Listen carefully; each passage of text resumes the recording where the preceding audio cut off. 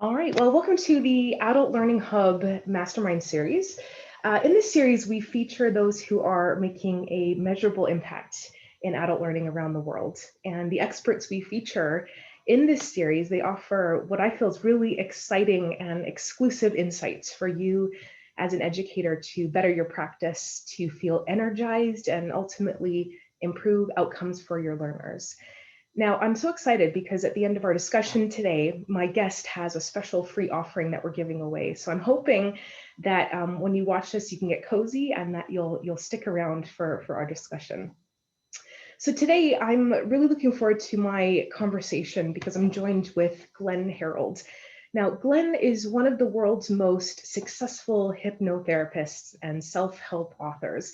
He has helped thousands of clients, including many celebrities, in a 25-year career, and he's sold over 10 million hypnosis and meditation apps, MP3s, and downloads. He has written seven self-help books for Orion in the UK and McGraw-Hill in the USA. And he has produced over 140 hypnosis and meditation audios, which have been published through the BBC audiobooks and his own company, Divinity Publishing.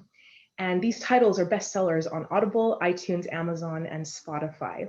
Now, if this isn't enough, his main app, Relax and Sleep Well, has become one of the world's biggest grossing self-help apps and has been downloaded over 3 million times. It's an amazing accomplishment. And on Insight Timer, Glenn is one of the most popular authors with two titles in their top 20 most played, 7 million plays overall, and 138,000 followers. Glenn has also appeared on BBC TV, BBC Radio 2, Radio 5 Live, Sky Sports, just to name a few, and in many British newspapers and magazine articles. And in May 2011, he was made a fellow of the British School of Clinical Hypnosis in acknowledgement of his achievements in the world of hypnotherapy. And Glenn now resides happily in Lagos in Portugal with his family, and he primarily works online with his clients and records webinars and interviews. So I am so pleased, Glenn, that you have chosen to sit down with the Adult Learning Hub today. And I'm so looking forward to our discussion. Welcome. Thank you, Jane. That was a lovely intro. I appreciate that. I hope I did it justice. Did you You justice? really did. You did. Brilliant. Well, to start things off, I think a story is a good place to kind of get us going. So I'm curious to know a little bit more about your background, where you grew up, and how you got into hypnotherapy. I'm so curious.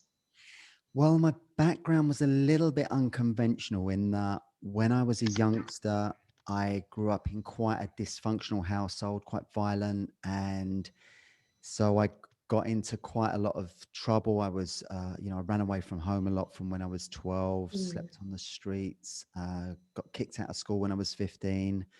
So I got no qualifications at all. And I was really a product of my home life. It was very wild and chaotic and violent. And so I kind of ran around with a gang on the streets and got into all kinds of scrapes. And, as a result, I failed to set the adult world on fire. I was mm, struggling. I really struggled. I had so much negative conditioning. And that was the thing, it was all the sort of failure programming from my childhood that led me into a young adult life of struggle, failure, sort of broken relationships and, couldn't hold down a job. And so I kind of hustled a lot. For a number of years, I drove a mini cab around the West End of London at night. mm. And I met all kinds of really colorful and interesting characters at that time. I was also the one saving grace when I was young. I learned to play the bass guitar when I was 17.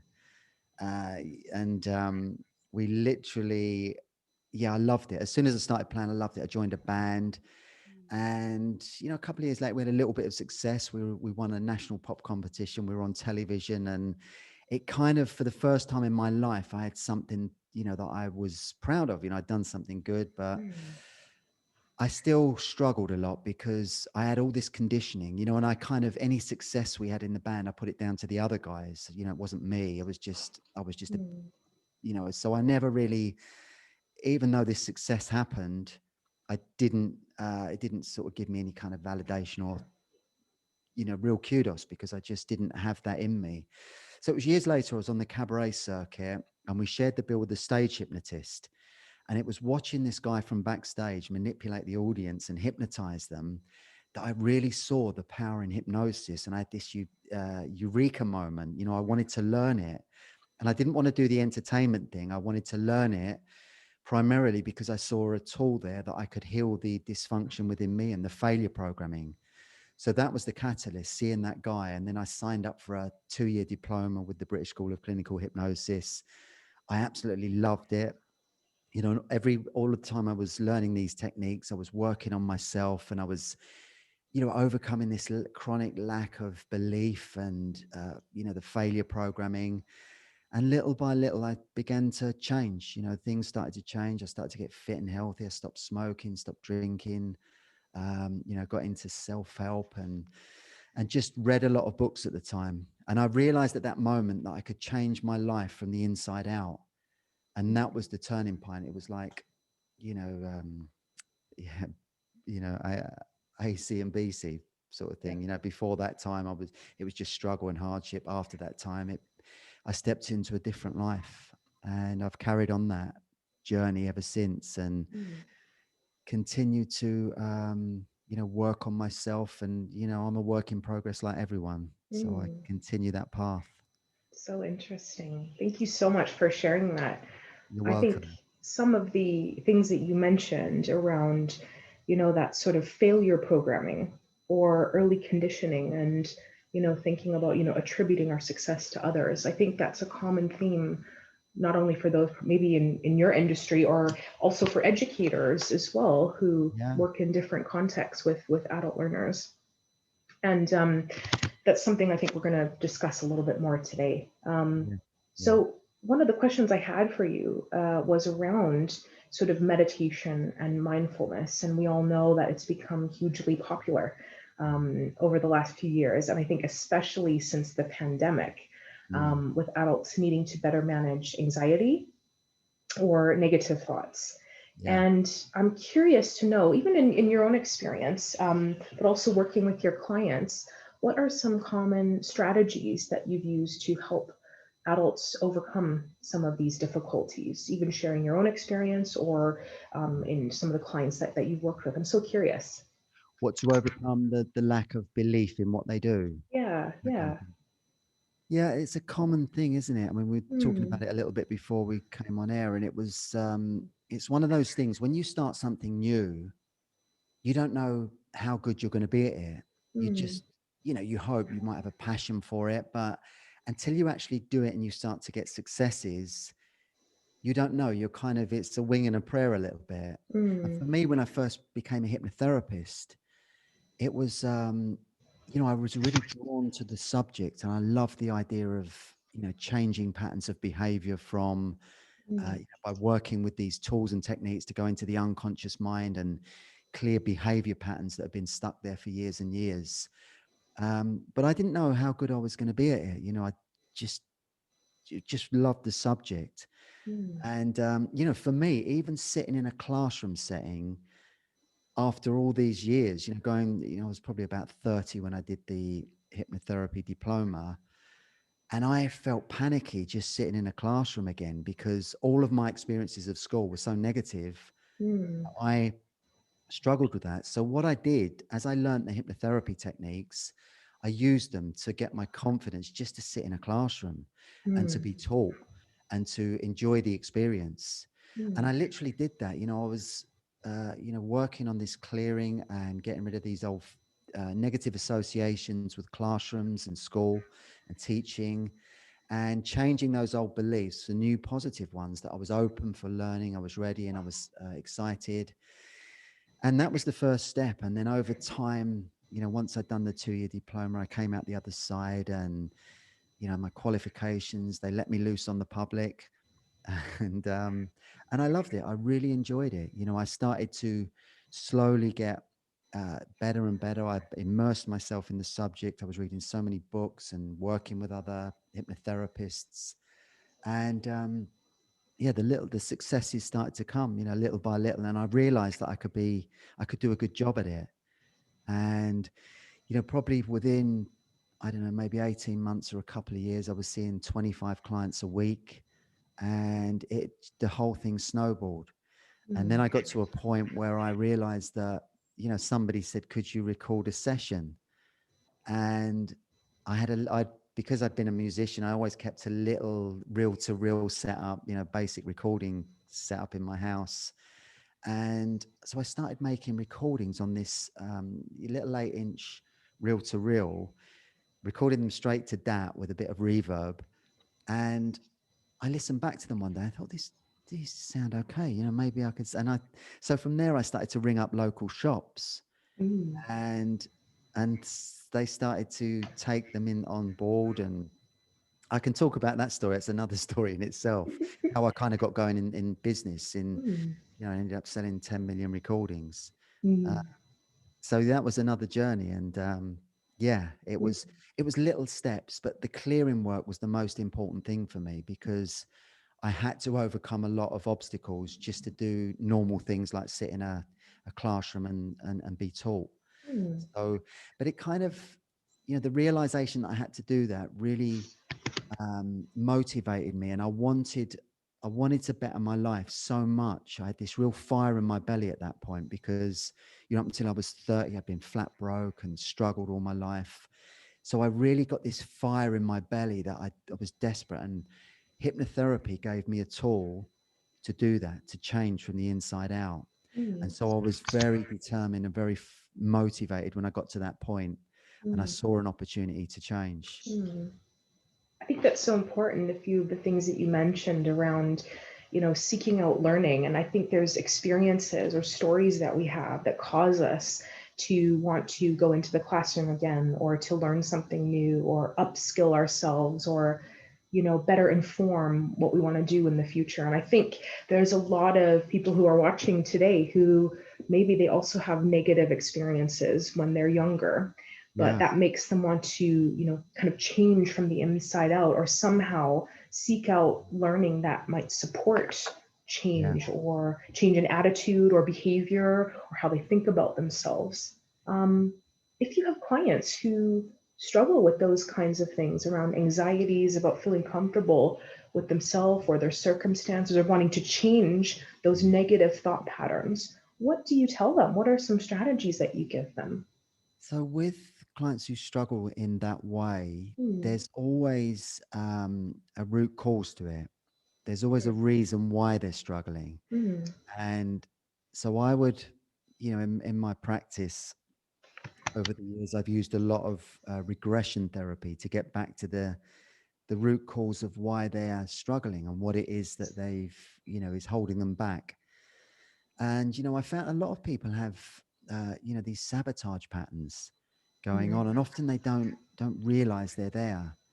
And, it's like you get to a point where you've got a big opportunity, mm, and you blow it. You often see it on these talent shows, don't you, where someone's got a great voice mm, and they stand up there and they just can't handle the pressure, and they sabotage the moment. And that's quite a common thing. So for me, it was all about clearing those blocks, those sabotage patterns, because I'd done that a long time before, because I didn't think I deserved success, mm, because that's what I've been told for a long, long time. And so I had to do that clearing work to clear the path, so that when opportunities did come along, I took them with both hands and I didn't sabotage them. But so with clients, I recognized that when I could see that with someone, I was able to kind of, get in and help them change that old mm, program, and replace it with something new. And mm, hypnotherapy works so well in that way, in that you can guide someone into a very relaxed state, and you can go back into their past, mm, through suggestion techniques and various techniques, and basically remove those old programs and mm, replace them with something that's going to help them, feel abundant and deserving of opportunities and mm, in their own power. mm, And I think because I did that myself so well over time, I've been able to do that with a lot of other people. And, because, yeah, I've been that journey. I know what it's like to be stuck and really struggling. mm, So, and I think people sense that, they know that you're doing it from, real life experience. So yeah, it's Absolutely. powerful. I think that's so important. Sharing of experience is so valuable when it comes to learning in adulthood. You know, they always say that experience is our greatest textbook in Yeah, adulthood, and I yeah, think there's some kind of nugget there, isn't there?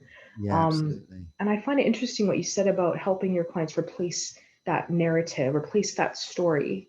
Mm. Um, what would you say to professionals, let's say in my industry and adult learning? Because sometimes I think there's very similar themes.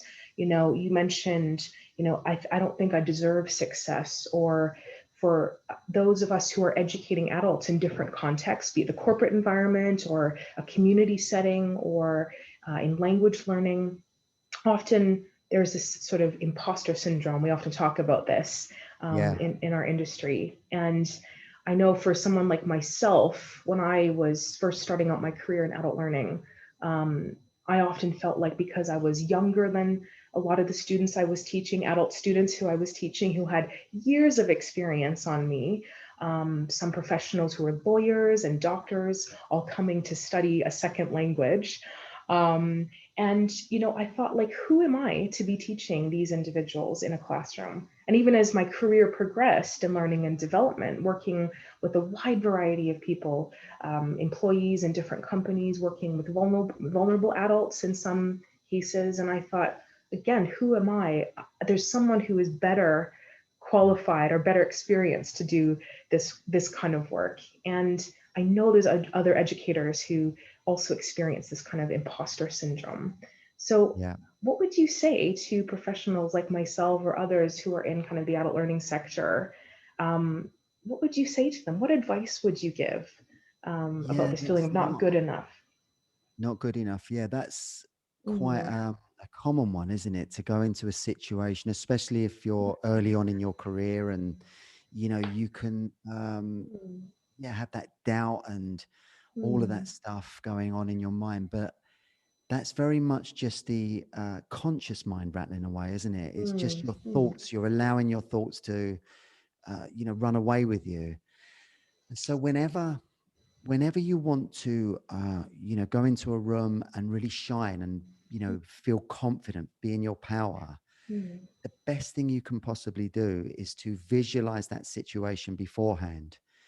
And so I would use this, whenever I had a big interview, when I used to do the Steve Wright show. I had a run on the Steve Wright show, and it was like mm, 7 million people, and I did it live a couple of times. mm, It's a big deal. I was nervous, and I used to get on the train. But when I before I did it, what I would do is I'd visualize myself walking into the studio, feeling really confident, emitting this positive energy, filling up the studio with positivity, mm, and speaking with the guys really confidently, being in my power.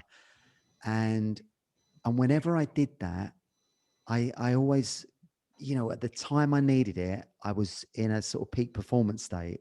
mm, And that's what it does. Sportsmen use this technique. mm, And so what you do, you literally, you take yourself into a very peaceful place, maybe a bedroom, lay down, close your eyes, visualize that scene, that classroom setting or whatever it is. mm, Imagine you're there and see yourself in the room, maybe even use your senses of smell and uh, audio senses so that mm, because your mind doesn't distinguish between what's real and what's imagined.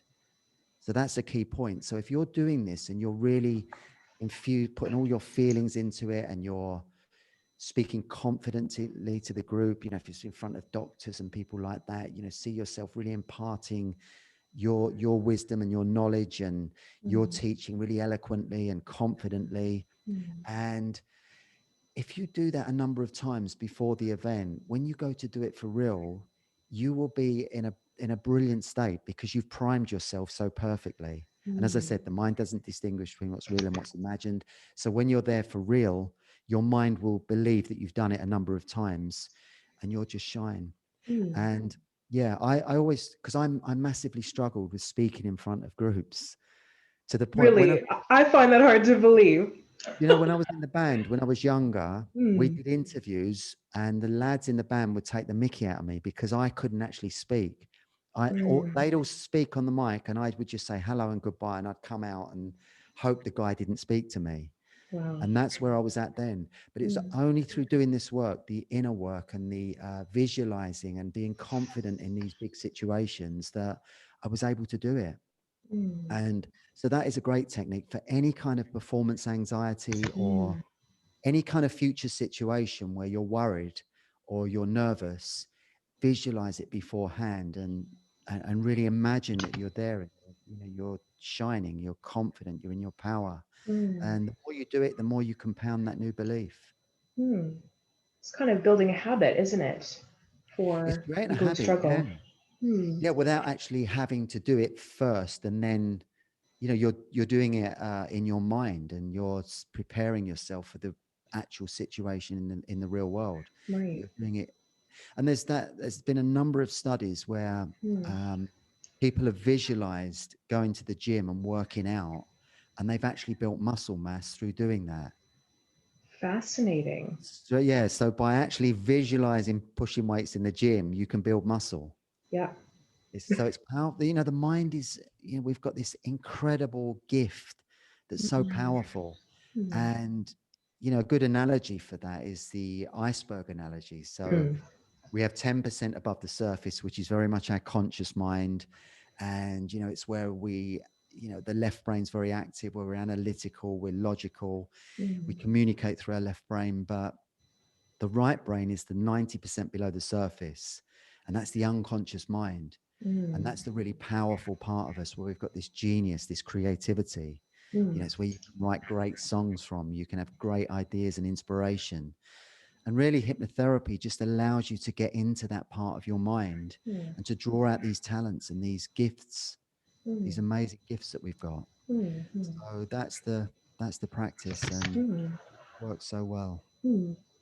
Have you ever had any clients who have been skeptical about hypnosis or using hypnosis to make a change in their life? I'm so curious to know what you might tell those individuals or how you've handled that. Yeah, that's happened where I can think of a good story for that. Actually, I had a couple that were uh, terrified of flying, Mm. petrified, and they were wanting to fly off to Thailand for their honeymoon, but they were both thinking of canceling the flight. So the lady came to me, and I worked with her on a couple of sessions, and I got her to visualize the whole flight, feeling confident, being in her power, and set her some work to do, and I felt she was going to be fine. But she'd only had the fear of flying since she got together with her husband, Mm. because he was chronically fearful. And Mm. so he'd kind of triggered her, because every time she was on a flight with him, he'd have panic attacks, and it kind of rubbed off on her.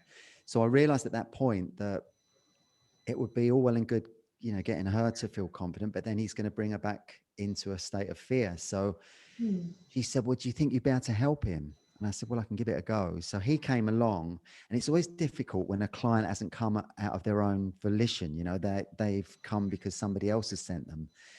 So he kind of sat in the chair and he crossed his arms, and it was like, come on then, mate, hypnotize me. And I thought, oh, this is challenging. And but as it happened, he was a really good subject for hypnotherapy. Mm. And within about 15 minutes, he dropped down into a very deep trance state. And he was, I could tell the suggestions I was giving him were being absorbed, and he was taking it on board. And he came out, I woke him back up after 45 minutes. He came out and he went, yeah, that was okay. He said, but I don't think I was hypnotized. I said, well, how long do you think it lasted? And he said, I was about 5 minutes. And I showed him the clock, and it was 45, and he couldn't believe it. And he kind of went out a bit dazed. He went away. And 2 weeks later, she sent me a postcard from Thailand. She said it was the best flight ever. She said he loved it. He was just laughing and joking on the flight. And this was a guy who was having panic attacks before. So that one session did the trick. Mm. And I bumped into her about 6 months later, and I said, how are you getting on? And she said, it's quite amazing. We've done a number of flights, and he's been absolutely fine. He's loved it. And he's now done a couple of parachute jumps and a bungee jump. So this is Amazing. So from one session, you can completely and utterly transform somebody's fears and anxieties into, Mm, the opposite. I mean, he was jumping out of planes from being mm. terrified of getting in them. He ended up jumping out of them. So, Amazing. so it's amazing when you have sessions like that. You think, wow, this is powerful. And it's, for me, it's always been the most powerful therapy. I would say that Mm, being a hypnotherapist, but when you have results like that, is amazing. And we've all got these innate talents and gifts inside of us, mm, and it's just a matter of drawing them out and having that belief and mm. accepting that you can live an abundant, happy, prosperous life even in a Absolutely. world that's chaotic. For sure, for sure. And I think those kind of, strategies are really applicable, especially to these times in a changing and crazy world. Yeah, Having some kind of habit that you can build, or, some person that you can call upon to help give you strategies in a really difficult kind of, circumstance. yeah. Um, so just kind of moving on, I'm curious to know if there's any sort of risks associated with hypnosis and working with individuals. Is there things, that we need to be aware of? Yeah, it's a good question, because a lot of people's exposure to hypnosis is through the stage hypnosis and the media. Right. They often portray it in quite a wacky way and sensational way. Yeah. Um, so that you've got that type of hypnosis, I should say, which is Mm. purely for entertainment. Mm. Kind of hypnosis I use is for therapeutic ends. And Mm. it's a completely different setup. The inductions are very different, and it is completely safe. And when I started making my recordings, my first hypnosis recordings, I Mm. wanted to make them safe, but I wanted to make them effective as well. And just sold over 10 million now and not had any problems with that. Mm. So I realized that that's the key, making them safe. So it is a very, very safe therapy. It's nothing to be afraid of. And they say that all hypnosis is actually self hypnosis, because when you're being hypnotized, all you're doing is following suggestion. Mm. So where I give a client a suggestion, they can choose to follow that or not.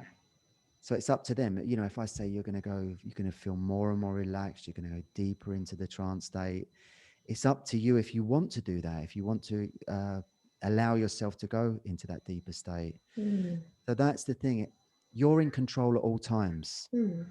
especially, in a hypnotherapy setting where, you're wanting to get over an issue or overcome a phobia or an anxiety issue.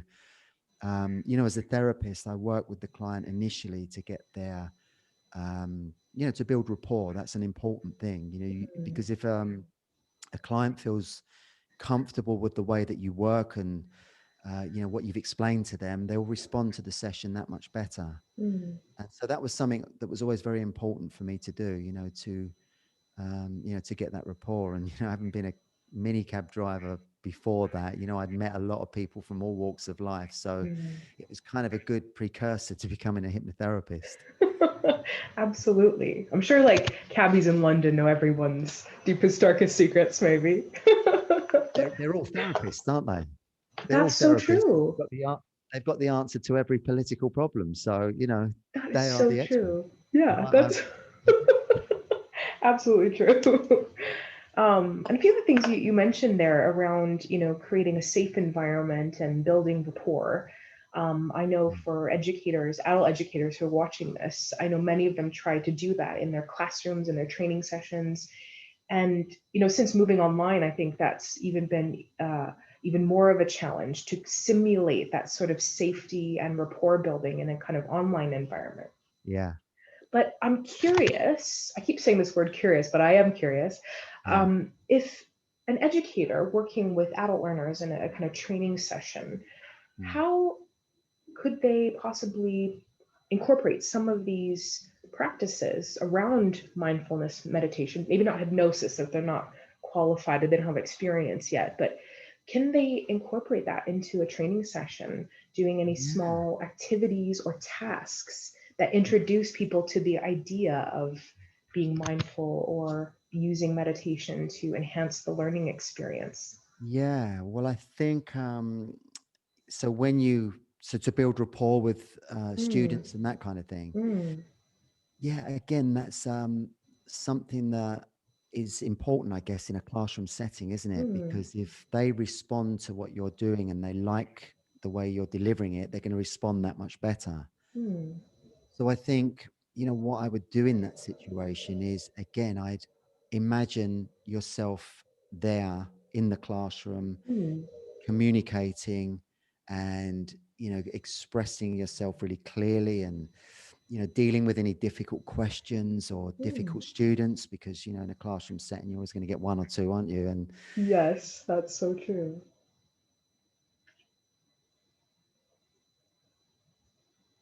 And you project a really positive feeling into that classroom. And you can even imagine your heart opening and projecting out a positive feeling from your heart, and Mm, connecting with those students on a, very personal level in a mm, positive way. mm, And, that's a really good technique again for, building rapport and, yeah, just putting a really positive energy into the classroom, which people will mm. pick up on.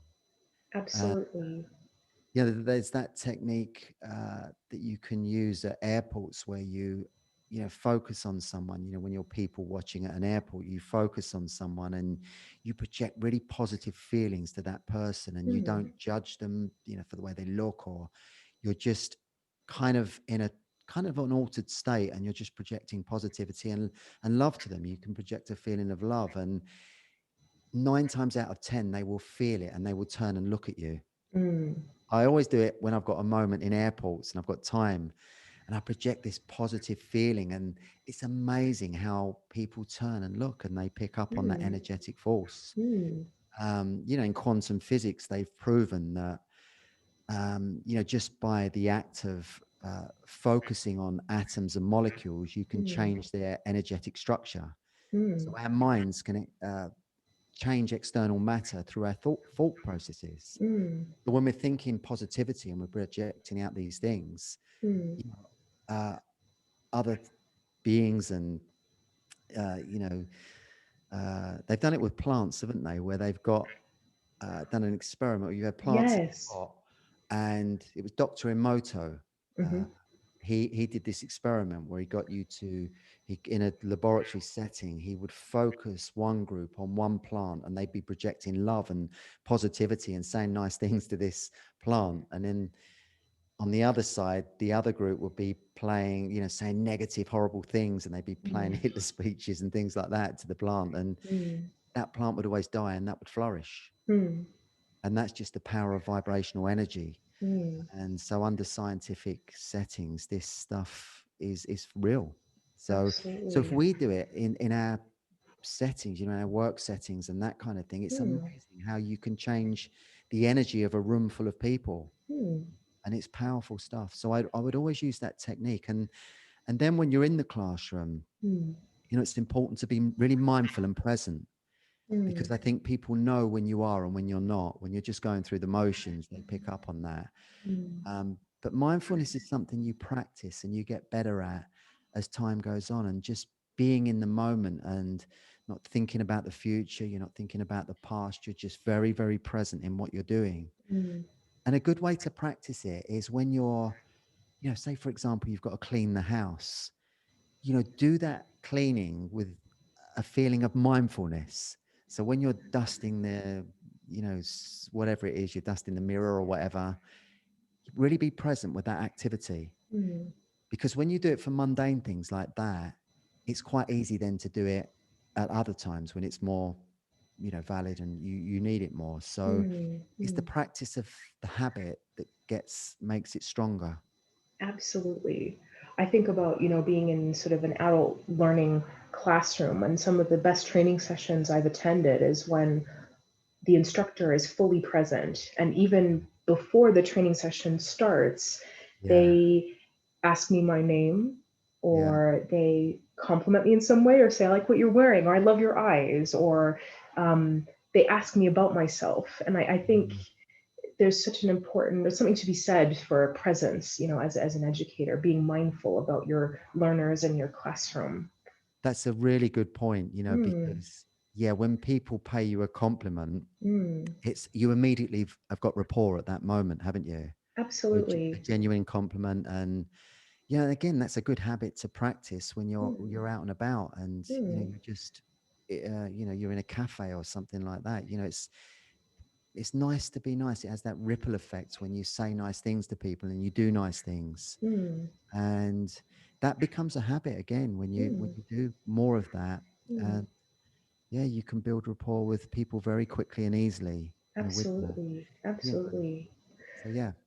Are there any short activities that trainers can do with their students in class or their learners in class, like a short meditation Mm. to help them start off their training sessions that will help them Yeah. learn better, or something they can do with perhaps little training, but it's an activity perhaps that might, yeah, facilitate learning a bit better? Yeah, definitely. You should, when you're in that classroom setting and you're ready to learn, I would, you could get them to close their eyes Mm, and take a few really slow, deep breaths in through their nose and out through their mouth. mm, So the breathe, through the breath, you can get them to relax very quickly and easily. mm, So just do that for, a minute or 2 minutes and get them to clear their mind. mm, That's another important one. Just clear mm, your mind of all thought and just be open to receiving information and knowledge. And if you just did that for 5 minutes, you'd set them up for the lesson. mm, So just through the breath, a couple of minutes of deep breathing in through your nose, out through your mouth, clear the mind. That's the best thing to do. And you can actually, they say learning in 20-minute bouts is a good way to uh, optimize the learning experience. mm, So you take in a load of information for 20 minutes, then have a couple of minutes where you're doing this again. You could, get them to close their eyes and clear their mind, just breathe slowly and deeply. mm.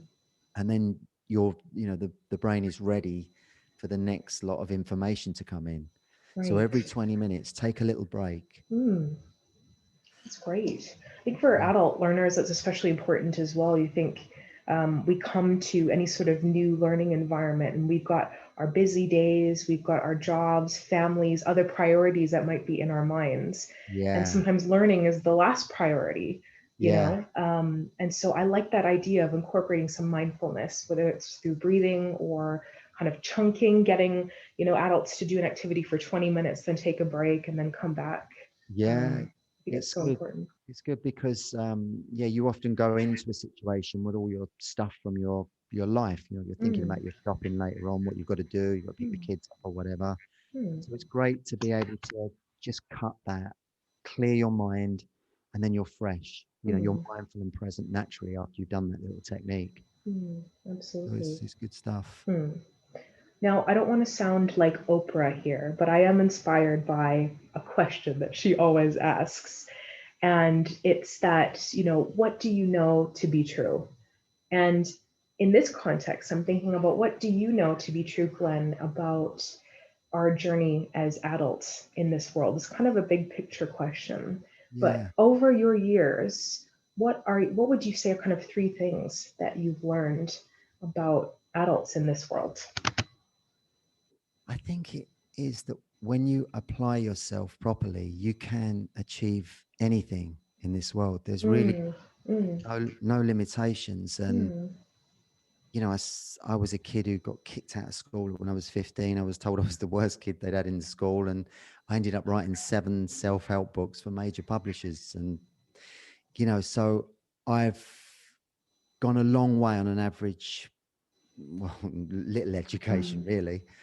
Um, mm, and so that's taught me that I know that, and it was only really through doing the mindfulness, the meditation, the inner mm, work that's mm, enabled me to do that, overcome all that failure programming and lack of belief, and mm, also open me up to opportunities. I mean, I cannot tell you how lucky I've been along the way in my career and also in life generally, mm, to be in the right place at the right time. When I first got into hypnotherapy and the law of attraction, I love the law of attraction as well. I used to do this affirmation over and over again, this abundance affirmation that I'm always in the right place at the right time. Abundance comes freely and naturally to me.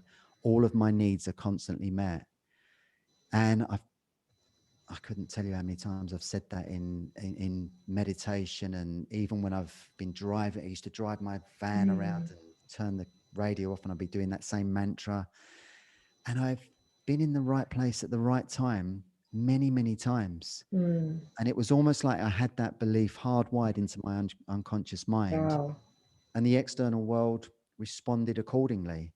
And I Mm, just meet the right people, the right doors would open at the right time. I just got so, mm, so lucky. So mm, that's it. You can do anything, but the inner work is important. And an analogy for that is that if you wanted to build a real fit, healthy body, you'd work out 4 times a week, and mm, you'd be super disciplined with that and determined.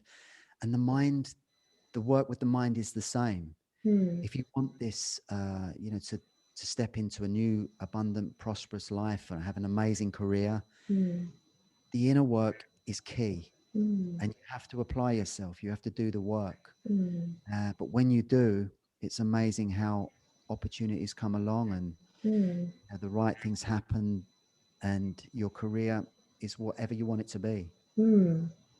That's great. I love that. Everything does start with yourself, doesn't it? Everything flows from yourself. It does. It Can does. you say those affirmations again, what you just said? Because I thought that was really powerful. I'm always in the right place at the right time. Abundance comes freely and naturally to me. Mm, All of my needs are constantly met. mm, mm. Kind of covers all bases, that one. I love that. And I think about the members in the Adult Learning Hub, and educators who are working with learners in many different contexts. Imagine they walk into a classroom and just before they say that to themselves, Mm, thinking I have all the resources I need to mm. facilitate this session. Yeah. And sometimes, even for educators, that doesn't come from themselves, but it can come from their students, learning from their students, Yeah. not feeling like they have to rely on themselves all the time, but Yeah. knowing that they've got the resources around them to facilitate really good learning. Yeah. And belief is everything. You have to Mm, believe what you're saying. You have to really resonate with the words. And I mm, think, sometimes you have that situation where you can say it, but you don't really believe it because you're mm, not, you're not, you haven't had the successes yet, or you've still got a little bit of failure programming. mm, So, my advice there would be to, fake it until you make it. Keep on uh, saying those things, because eventually those new beliefs override the old ones. And mm, that's kind of what happened to me. When I used to visualize having an abundant, happy life and all the material things that come with that, I used to think, well, how are you ever going to do that? You've never earned £1,000 a month. So I had all mm. this stuff. So I had to override all that. And through repetition and Yes. compounding, I Mm, did that. So mm, the key to really anchoring, hypnotic suggestions in the unconscious mind is mm, compounding. So mm, the more you take on board something, the deeper it goes, and the longer lasting it is. mm, And then it becomes self-fulfilling. You do start to become a great teacher. You do mm, start to have amazing rapport with your students, mm, and that becomes a strong. And then once you're doing it, once it happens, it becomes second nature. You just expect it.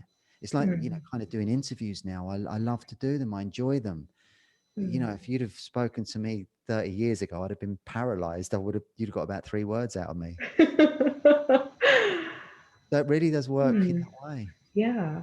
There's something to be said for that. Absolutely. And sometimes I think we feel like we need to have all the right teaching techniques. We need to apply everything that we've learned. But sometimes it's just about, the very habits that we build, what we Yeah. bring, the whole person into the Yeah. classroom, as an educator. It's not just here I am, I'm your teacher, but I'm Yeah. also, a wife, a sister. I have experiences to share. I've got a mindset that I can help, Yeah. And offer bring all that learners. life, yeah, bring that life experience into it. That's a great Absolutely. thing. And Hmm. don't expect perfection. That's the other pitfall, Hmm. isn't it? If you Absolutely. make a mistake, or you're not, as on it as you would like to be, or you know, Hmm. just allow yourself to make mistakes and Mm, learn from them. And, because when you start on any new career, you're not going to be perfect straight away. It takes time to build up a level of expertise, doesn't it? And mm, knowledge. mm, You have to cut yourself a lot of slack there, and just be kind to yourself and recognize that it's a learning process. And mm, you know it for takes time. sure. It takes time. What about professionals or educators who've been in the industry 25 plus years? Maybe they're feeling tired, uninspired. Mm. What would you suggest to those professionals who need some reinvigoration in their adult learning classrooms? Yeah, What would you suggest there? that's always an interesting one, isn't it, where somebody's maybe got a little bit jaded in their work, in their career. Mm, I think, with that, again, for me, I would use self hypnosis to get down into that deeply relaxed state and to draw upon your creativity. Because when you go mm, into a state of self hypnosis, mm, your unconscious creative mind naturally becomes more open. And so you start to get inspiration again. You start to get new ideas, and, you're opening up that channel again. mm, And so I would do that. If you're struggling, if you're stuck, think outside the box a little bit, mm, mm, and think about why you did it in the first place. What was your motivation? What sparked you up in the early days? mm, And try to reconnect with that sort of freshness, that feeling you once had. mm, And when you do that, your students will pick up on that energy. They'll feel it, and there'll be an uplift. mm. So Yeah, I it's love again that. about connecting with your creativity, isn't it? And doing Yeah, things a little bit differently, maybe. for sure. And thinking back to the early days when you first started working with learners, perhaps, a practitioner can just think about, why did I get into adult learning? Why do I love it? What's that initial spark that, kept me Yeah. going in those early years? Maybe that can reignite something later on in their career. Just taking Yeah. some time to reflect on that. Yeah, Mm, absolutely. And mm, it's all, it takes work, doesn't it? mm, You have to put the effort in to be able to, reconnect with that spark. It's kind of mm, like relationships, where mm, relationships can take that course, and you have to apply the same. You have to do that work to, ignite the fires again and get your, excitement back and that's right. interest. Yeah. So it applies in many areas of life, doesn't it? That's right. That's right. And I think we need to do that in our work, don't we? Yeah. In any sector to keep ourselves energized and refreshed and inspired and doing good work. Yeah. Well, Yeah. it's always good to remember we're the only species on the planet that doesn't use all of our brain all the time. Mm, So mm, that's a little bit of a debatable scientific fact, but generally that is the case. Most mm, species on this planet use all of their brain all the time. We're the only species that doesn't. And we've got this huge unconscious resource mm, that we only really tap into when we sleep, or when we meditate, or mm, use self-hypnosis, or on another realm, we use plant medicine and things like that to go on different kind of journeys. But mm, so we've got this huge resource beneath the surface that we can tap into and draw out these amazing gifts and talents. mm. And we've all got them. It's not exclusive to, like, Eric Clapton, who can just pick up the guitar and play it from day one brilliantly. Right. We've all got these amazing gifts. So you just have Mm, to really connect with your own and mm, find out what it is what's your purpose in this world? What's your true vocation? mm, And when you do that, when you work on that, it comes out, and you start to, opportunities come along, doors open, things feel fresher, and mm. it's amazing, so you ignite the fire from within. Absolutely. Absolutely. Yeah. I think that inner work is just so important. So, so important. Yeah. So I understand that you have a free gift for our viewers today, mindfulness for releasing anxiety. Yeah. How can this help our listeners? How can this MP3 help? So that's a recording that I made with a colleague, a friend of mine, actually, Russ Davey. He was very gifted musician, and we put it together about 5 years ago now. And it's the one of those on Insight Timer that's been listened Mm, to, I think, 4 million times on Insight Timer. mm, And it's a really nice recording for getting you into that really still, centered state. You're very present. It's not kind of a deep hypnosis one. It doesn't guide you into a real deep state. It just gets you into this very pleasant state where you're, mindful and present, and you're in your own power. mm, And yeah, it's a good one. So that's an MP3. It's about 25 minutes long. You mm, can listen to that on a daily basis and really connect with that feeling. So before you have a class, or before you've got to do any kind of presentation, mm. listen to that recording, with the class in mind, and you'll prime yourself in the right way. You'll feel really good when you do it for real. That's excellent. I was going to say, I think I can imagine myself using that and maybe in my next training session or before I facilitate some kind of learning, maybe to release some anxiety or just kind of spend some time reflecting. It's so important, I think, Yeah. and I think that contributes to our presence as educators for sure. I couldn't do, if I've got any kind of big presentation or interview, I couldn't do it beforehand, without doing that work beforehand, Mm, because I know that that helps me so much to be in the zone when I need to be in the zone. I just second nature to me now. And I do mm, it every single time. I do webinars on Insight Timer every Wednesday, and mm, there was 700 on the last one live. mm. And so I Wow. kind of take it seriously, and I get in the zone before and visualize it and just breathe. And sometimes I only do it for 10 minutes, but that's enough to get me in the Mm, right frame of mind mm. to speak and to be ready for the webinar. Yeah. So yeah, that's the thing. It doesn't have to be a long, half an hour thing. You can do 5 or 10 minutes of that slow, deep breathing, just clear your mind, Mm, and then imagine you're projecting out positivity and, all the knowledge you've got coming easily. And, you just prime yourself perfectly, and yeah. you get to speak.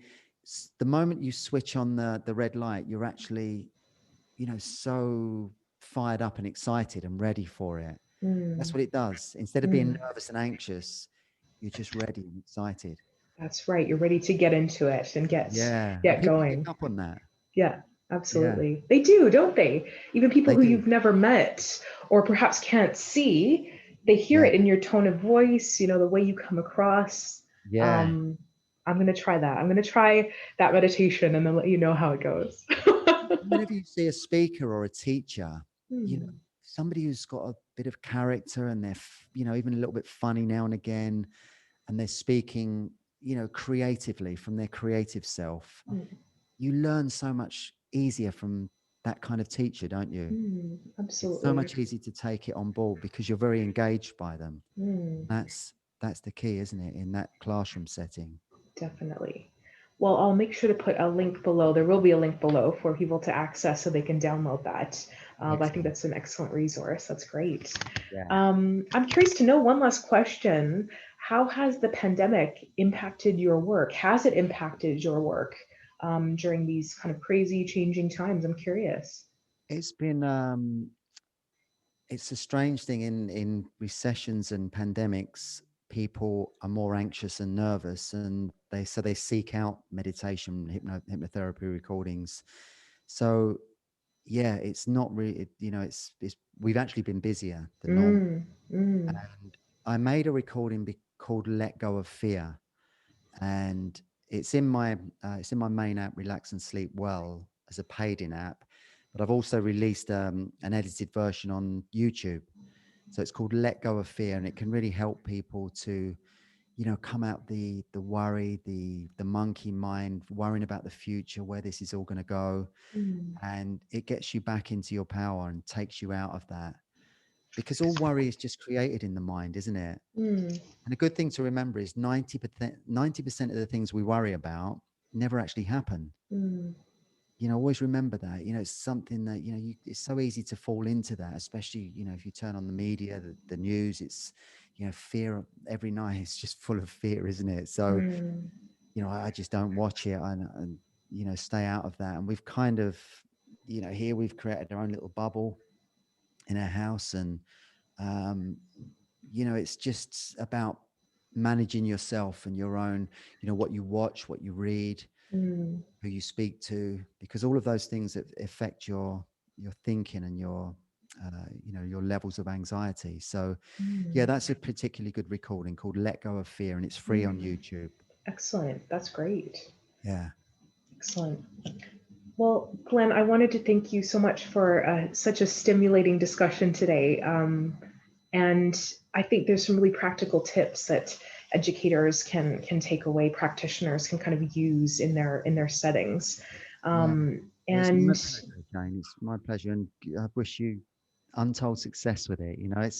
It sounds like you're really excited about it and keen to get it mm, going.